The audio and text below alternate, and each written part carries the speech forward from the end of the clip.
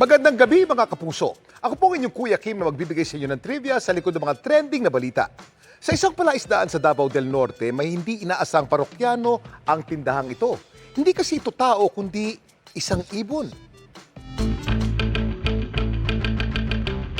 Habang bumibili sa tindahan ng taga Santo Tomas, Davao del Norte na si Maylene, may bigla daw nakasingit sa pila na isang ibon.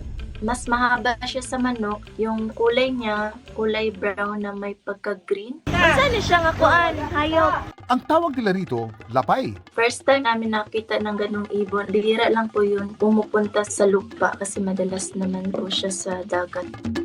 Tinanong po namin yung may-ari kung alaga ba nila yon. Dumadalaw lang po yun, tapos binibigyan nila ng pagkain. Ay, isda ra din. Ang paborito raw nito ang mga binibentang isda sa tindahan. Hanggang ngayon po, pinapakain nila, napaamo nila yung ibon.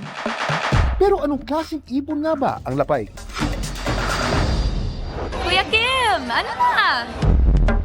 Ang lapay o Nycticorax caledonicus ay isang medium-sized na ibon na native sa Australia, New Guinea at New Caledonia. Pero matatagpuan din sila sa mga ilog at bakawan dito sa Pilipinas. Ito po ay isang resident bird species, meaning nakikita po natin tong ibon na to all year round sa Pilipinas. Naturally po ay nagdi-disperse sila para pumunta sa isang bagong lugar para maghanap ng kanilang sariling teritoryo, sariling tirahan at sariling mga pagkain.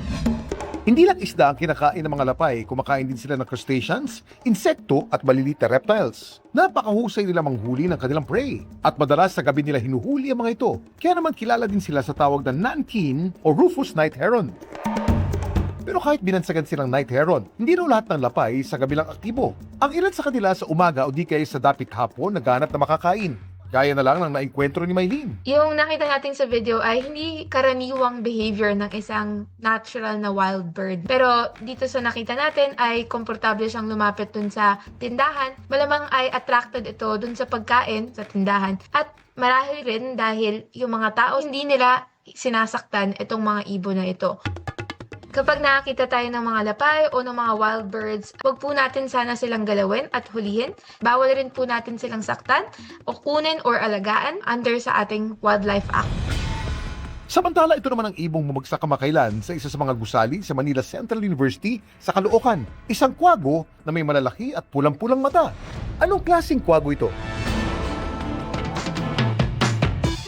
Ang kwagong na-rescue kamakailan sa campus ng MCU, isang Otus megalotis o Philippine Scops owl. Endemic ito sa Pilipinas at karaniwang naninirahan sa mga kapatagan at kagubatan. Ang Philippine Scops owl na napadpad sa campus ng MCU agad daw sinaklolohan ng DNR Metropolitan Environmental Office. Ayon sa kanilang inisyal na pagsisiyasat, maaaring bumangga ang kwago sa salamin ng gusali habang ito'y lumilipad na isang pangkaraniwang insidente sa mga urban area. Sa pansamantala muna itong dinala sa Biodiversity Management Bureau Wildlife Rescue Center para gamutin, bago tumuling pakawalan sa natural habitat nito.